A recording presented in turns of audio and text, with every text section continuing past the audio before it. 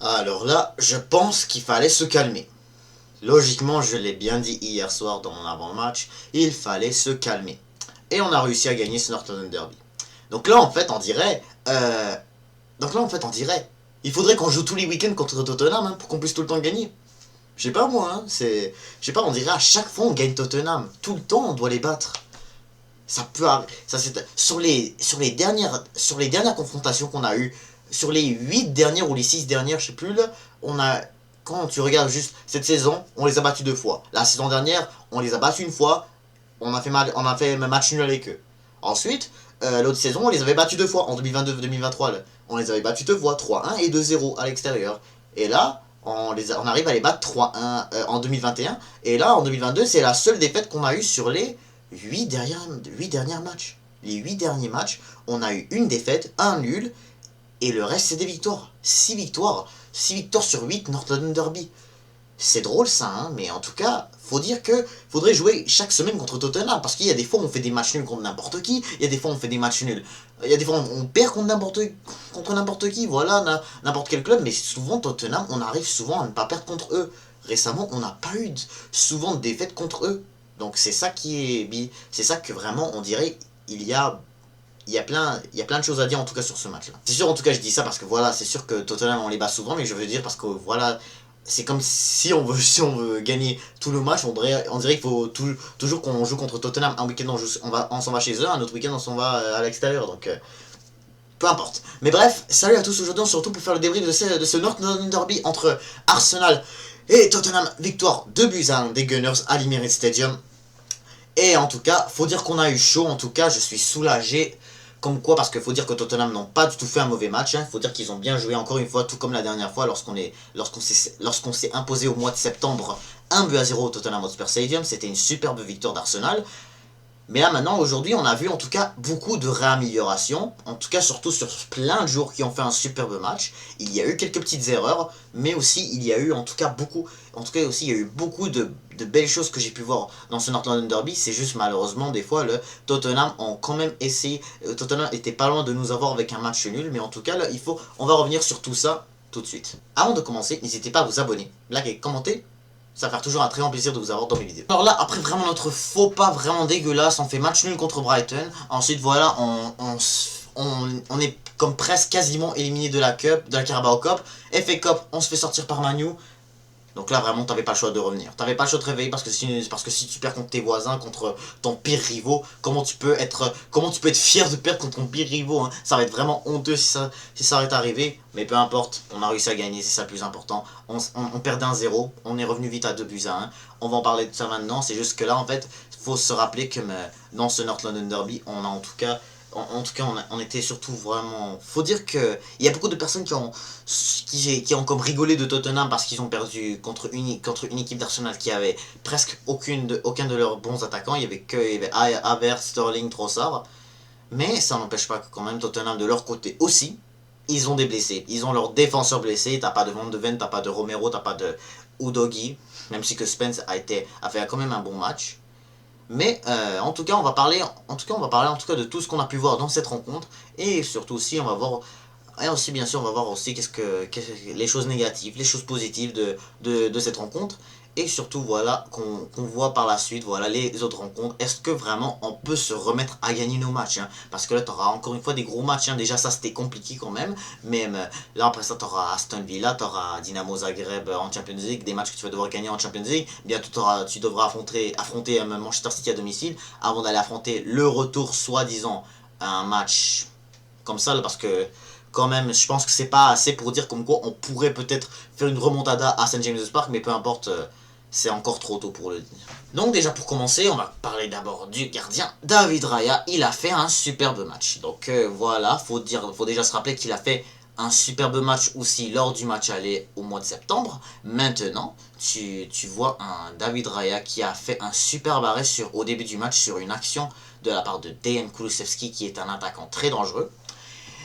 Bien sûr, et bien par la suite, voilà, tu te prends ce but qui a été une déviation. Donc logiquement on peut jamais de la vie on peut blâmer David Raya se prendre ce but. Pourtant, je sais, ça allait quand même, la balle est allée quand même doucement, mais c'était la faute d'une déviation. Je ne sais plus c'était qui, est-ce que c'était Havertz ou est-ce que c'était Saliba qui l'avait tué.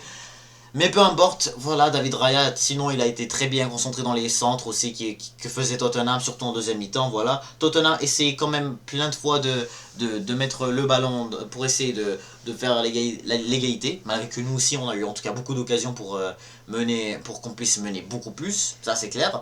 Mais Tottenham ont pas été faciles, hein. Ils n'ont vraiment pas été faciles quand même, hein. Les gens qui disent hein, Tottenham, ils sont juste trop nuls, ils sont trop nuls. En tout cas aujourd'hui, vraiment, ils nous ont fait un match difficile. Ce qu'il faut savoir quand même, c'est que voilà, beaucoup de gens rigolent parce que là maintenant, ça fait déjà 27 matchs, toutes compétitions confondues, et ils n'ont eu que 5 victoires si je me trompe pas.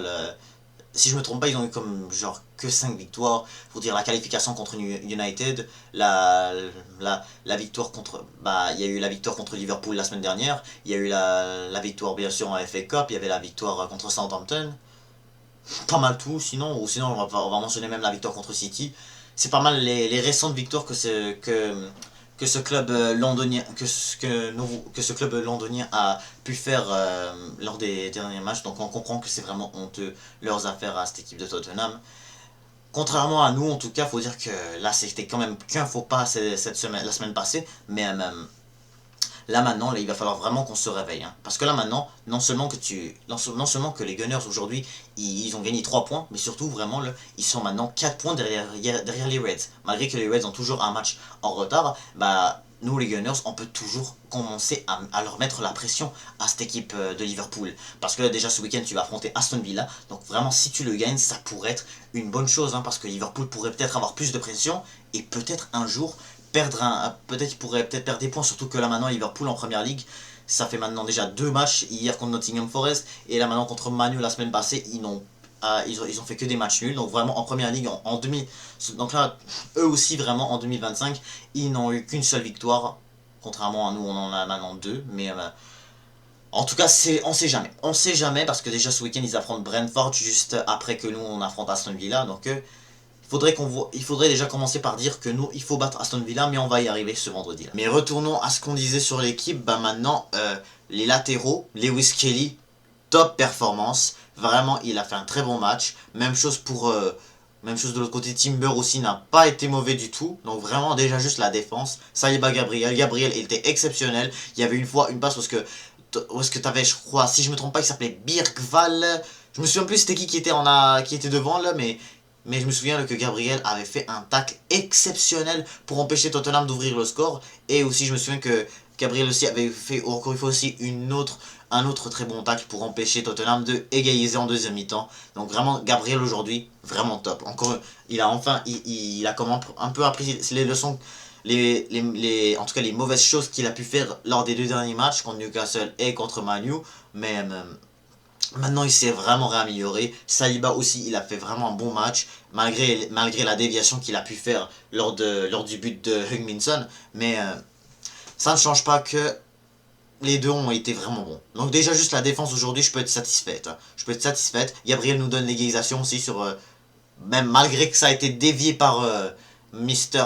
comment il s'appelait déjà, Dominique Solanke, ouais, Solanke, lui qui a comme dévié un peu la tête de Gabriel, et elle a été vite rentrée dans les filets.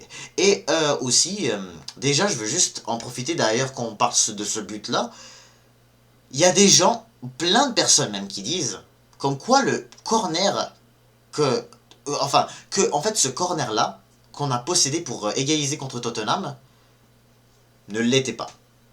C'est sûr que vraiment, l'action, j'arrive pas à la retrouver. Mais j'aimerais bien savoir c'est quoi. Je vais essayer de voir sur internet. C'est vraiment dur à trouver, je vous le dis, c'est vraiment dur à trouver. Mais ce que j'ai compris, c'est que vraiment, et ben du côté de Tottenham, bah voilà, t'avais comme un genre de dégagement, si je me trompe pas. Et que là, peut-être ça... comme si, genre, on dirait, comme si vraiment l'arbitre a cru que c'était le défenseur, je ne sais plus c'était qui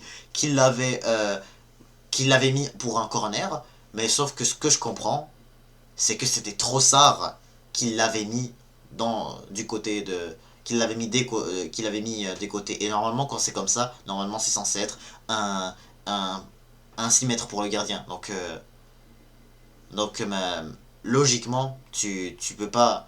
Voilà, donc logiquement, ben, normalement c'est pas censé être ça la règle, mais comme on n'arrive pas à voir. Donc logiquement, comment on peut le dire si on n'arrive pas à voir l'action, que ce soit sur internet, que ce soit sur YouTube, comme plusieurs résumés que j'ai vus, comme quoi il montrait juste vite le corner, comme ça pour égaliser contre Tottenham. Et surtout, soi-disant, là c'est un nouveau but pour Gabriel, hein, parce qu'on se souvient que c'était lui qui avait ouvert le score au match aller. Donc vraiment, Gabriel, maintenant, là, il faudrait vraiment qu'on lui donne en tout cas beaucoup de chance. Moi, qui disait, ah, Gabriel, c'était compliqué, c'était compliqué, c'était compliqué. Bah là, maintenant, il est en train de revenir pour... Il est en train de se réveiller, genre, il est en train d'apprendre ses leçons. J'espère qu'il va pouvoir continuer d'être aussi top comme ça dans nos matchs de première ligue, surtout qui vont être difficiles. Donc, logiquement, tu dois l'être. Genre vraiment largement, là, à part le fait qu'on ait laissé Son tout seul devant, en train de tirer pour ouvrir le score, malgré tout, voilà, c'était dévié. Encore une fois, on était malchanceux là-dessus, mais malgré ça, normalement, Hugminson, tu ne le laisses pas. Hugminson, c'est un attaquant redoutable, il faut faire attention à ce mec-là. Donc, logiquement, tu dois faire attention à des attaquants comme lui. Là. Donc, attention, là, tu laisses pas vraiment des gros attaquants comme Hugminson tout seul là en train de tirer, là, en train d'essayer de tirer, là, il peut te faire n'importe comment. Hein. Et là maintenant Hugminson qui ouvre le score pour les Gunners et qui nous a dit de rester silencieux. Il nous a fait ça. Il est sérieux, pourtant on est revenu par la suite. Hein. On est revenu à 2-1, Zermain il nous fait chut. Écoutons, c'est des célébrations de n'importe où. Et bref, maintenant allons-y au milieu de terrain et je peux dire une autre. Retournons sur les top masterclass de Odegaard. En fait, Odegaard en général, il n'a pas vraiment été mauvais depuis certains temps là. Écoute, je peux dire que son match contre... Si je me rappelle du match contre Monaco, je peux dire que c'était pas trop sa journée et tout, mais Odegaard vraiment jamais il a été mauvais.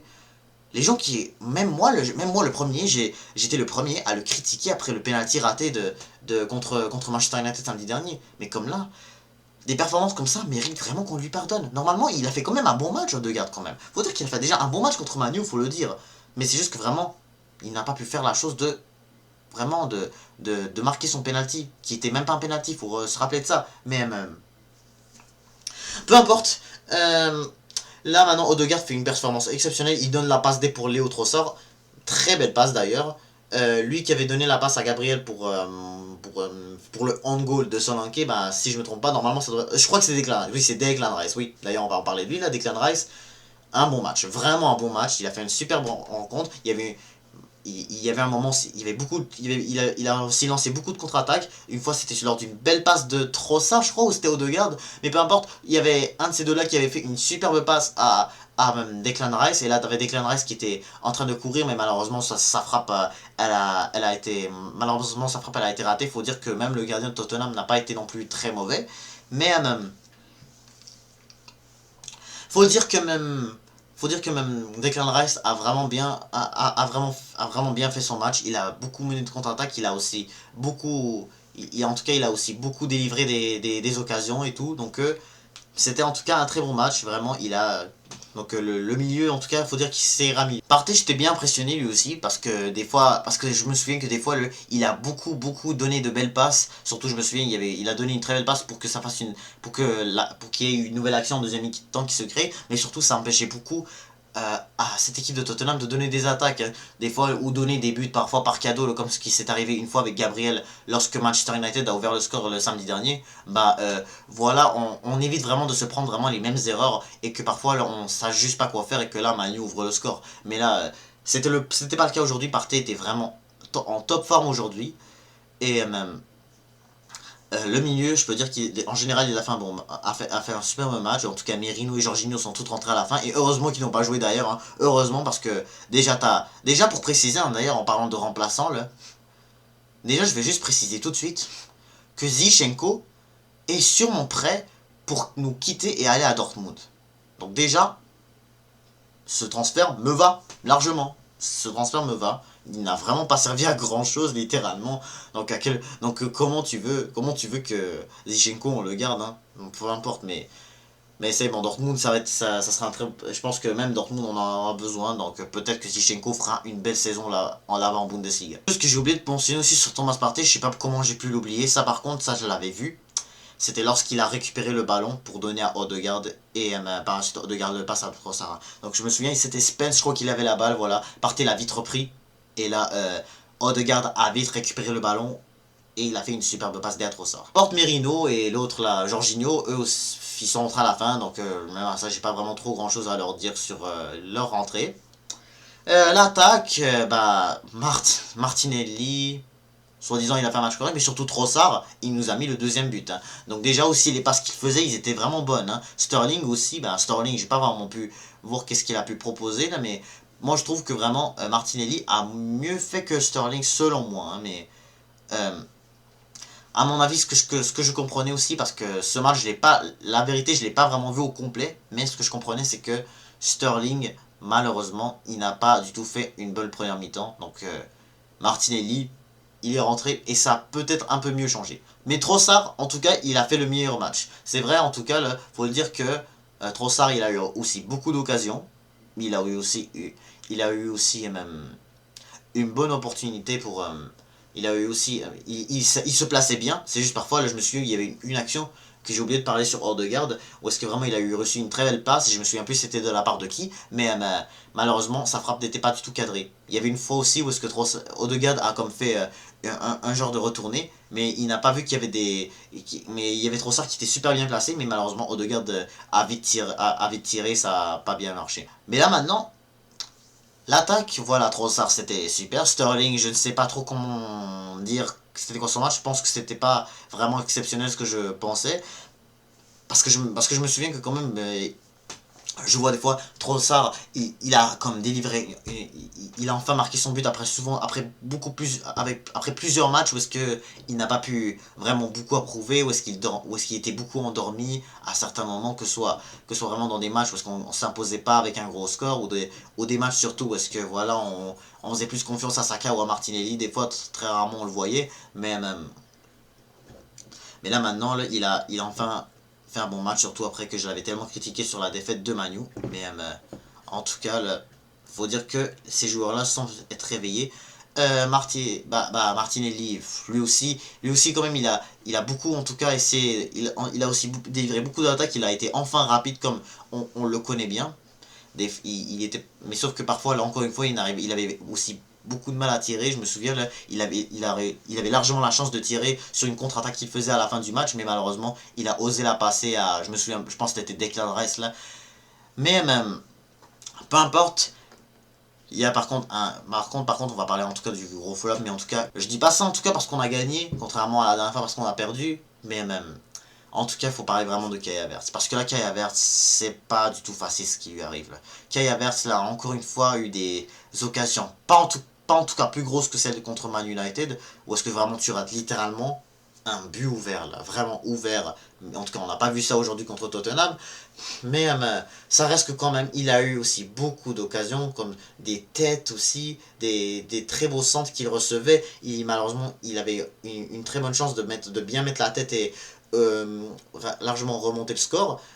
Il y a eu aussi un corner où est-ce que malheureusement il a mal cadré sa tête aussi. Donc en tout cas, faut savoir déjà qu'il a réussi à faire sa tête, hein, contrairement à face à Newcastle, où est-ce qu'il a utilisé contrairement sa poitrine ou son épaule. Là. Mais en tout cas, il faut qu'on lui laisse du temps lui aussi. Il a besoin de plus de confiance en tout cas, surtout. Mais en tout cas, mais en tout cas, heureusement, les ailiers ils étaient là. Surtout Trossard, heureusement les ailiers étaient là, heureusement les milieux étaient au top aussi. Donc vraiment, ça a aidé beaucoup. Contrairement au match de Man United, peut-être qu'on n'a pas besoin juste de blâmer Havertz, mais aussi les autres, ils étaient pas trop stop. Sterling, des fois, il avait du mal. Trossard, il avait du mal. Bien sûr, Martinelli, il a aussi beaucoup de mal même. Mais aussi, il faut parler des milieux, parfois, Odegaard, Rice aussi, ils ont pas été à leur top niveau, en tout cas comme aujourd'hui. Aujourd'hui, vraiment, ils sont vraiment ils ont vraiment comme ils se sont presque toutes données, mais par contre, contre Manu, vraiment, ils étaient un peu faibles, ils avaient du mal à faire les occasions, et là maintenant, ils ont un cadeau, et là maintenant, ils en profitent même pas de leur cadeau. Surtout, vraiment, ce qui est honteux aussi, c'est que vraiment, au début du match, t'as le gardien aussi qui lui donne un cadeau, mais Havertz n'en profite même pas. Il aurait pu largement vite prendre la balle et tirer, mais malheureusement malheureusement il n'a pas fait ça vraiment. Faut dire que le gardien aussi c'est bien réveillé, hein. Je peux pas vraiment juste critiquer Havertz, c'est le gardien aussi après faire cette erreur là que là il s'est vite réveillé et là il a repris le ballon. Donc logiquement c'est pas totalement la faute d'Havertz. J'ai oublié aussi de parler de Tierney parce que même Tierney a fait un très bonne entrée aussi, parce que Tierney a donné une superbe passe d'E Odegaard, mais malheureusement il a manqué aussi. C'était en fait ce truc de Odegaard que je voulais parler, parce que j'ai aussi parlé de lorsqu'il s'est comme retourné, mais malheureusement il a mal cadré sa passe, ou sinon il a pas fait la passe à quelqu'un, mais en tout cas ça a été pas mal égoïste aussi, et c'était pas mal égoïste aussi. Là, le truc, c'est qu'il fallait donner la passe. Mais en tout cas, Tierney aussi lui a donné une très belle passe. C'est pas mal que ça que je me souviens de qu'est-ce qu'il a pu faire, parce que en tout cas aussi, Tierney fait un très bon retour aussi en forme. J'espère qu'il va pouvoir rester bon comme ça. J'espère qu'on pourra aussi lui donner beaucoup de chance pour remplacer Timber à la place de Zinchenko de toute manière. Hein. Je pense qu'il a eu Zinchenko, je pense qu'il a une grande chance de s'en aller vers Dortmund. Là. Mais peu importe, arrêtons de parler de Zinchenko, là, on entend presque plus rien de lui. Mais malgré tout, j'ai parlé de ce match-là, en tout cas, là, je peux dire que c'était un super North London Derby. Oui, c'était un super North London Derby parce que c'était surtout un match où tu devais obligatoirement gagner. Je l'ai bien dit dans mon avant-match, après les résultats qu'on a pu voir. Chelsea qui gagne pas, Liverpool qui gagne pas, Man City qui gagne pas, voilà. Newcastle qui s'impose quand même, mais peu importe. Voilà, c'est ça, Nottingham Forest qui nous fait cette faveur en faisant match nul, surtout avec Liverpool. Parce que en général, on voulait juste surtout qu'ils battaient Liverpool, mais même à ça, ça reste que voilà, tu pouvais quand même, si tu gagnais, bah voilà, tu les rattrapes toujours, hein. Au moins qu'ils les aient fait match nul, mais au moins tu les dépasses eux, et que surtout t'es proche de Liverpool, hein. C'est vraiment une grosse positive que ça s'est terminé en match nul, mais en général, même que Nottingham Forest ait gagné, ça aurait pas trop changé grand chose pour le fait que Liverpool ne gagne pas plus. Et vraiment, c'était un match que tu devais gagner, hein, après tout ça, on l'a fait, et vraiment on l'a fait, hein. On s'est vite réveillé après être mené 1-0. Vraiment, quand je voyais que. Quand j'entendais des fois c'était 1-0 pour Tottenham, 1-0 pour Tottenham, 1-0 pour Tottenham, j'étais comme oh non, oh non, on va encore souffrir, on va encore souffrir. Parce qu'il faut dire que Tottenham, eux, ils avaient toute leur attaque, hein, contrairement à la défense, hein, je l'ai bien dit hier. Mais en tout cas, cette saison, les deux North London Derby, tu les as gagnés. 1-0 à l'extérieur et 2-1 aujourd'hui. Donc, vraiment, c'est très très bien. En tout cas, il faut dire que les North London Derby, on n'a souvent pas beaucoup de mal, hein, comme je l'ai dit, on les gagne souvent. Donc, le fait qu'on ait envie de jouer souvent contre Tottenham chaque semaine, hein, mais en tout cas, c'est une blague là. Parce que là, maintenant, on dirait que c'est un peu une coïncidence aussi. Hein. Parce que regardez, la dernière fois, il y a une semaine ou deux, là, on avait fait match nul contre Brighton, quelque chose qu'on a fait au match aller. On avait battu Tottenham au match aller, maintenant, on les bat encore. Donc, ça veut dire on va battre Aston Villa, ça veut dire on va battre Wolves. Ça veut dire on va battre City. Ou faire match nul encore une fois contre City. Excusez-moi, battre City. C'est-à-dire on va faire match nul avec City à l'Emirates. Ça veut dire on va avoir les mêmes résultats qu'au début. Donc logiquement on gagne pas la Ligue. On va encore perdre contre Bournemouth. On va encore perdre contre Newcastle. En première ligue je parle, hein, je parle pas de la Coupe. Mais sinon on va encore perdre contre... Sinon, non, Manu on les a battus. Mais sinon on va faire match nul avec Chelsea. Mais en tout cas. Arrêtons-le parce que quand même... c'est pas le cas, hein. Ce n'est que le début, ce n'est que la mi-saison. La mi-saison vient de commencer là en première ligue. Donc vraiment c'est très important qu'on ait gagné aujourd'hui. C'est ça la plus grosse information de la journée. Le plus gros truc positif sur cette victoire, c'est surtout les 3 points. C'est surtout qu'on ait les 3 points, qu'on se fait pas faire la honte par Tottenham, par nos ennemis, là, après avoir mal commencé l'année un peu, là, que au moins t'arrives à gagner ce soir. Donc c'est la fin de ce débrief. N'hésitez pas à vous abonner, liker, commenter, et je vous dis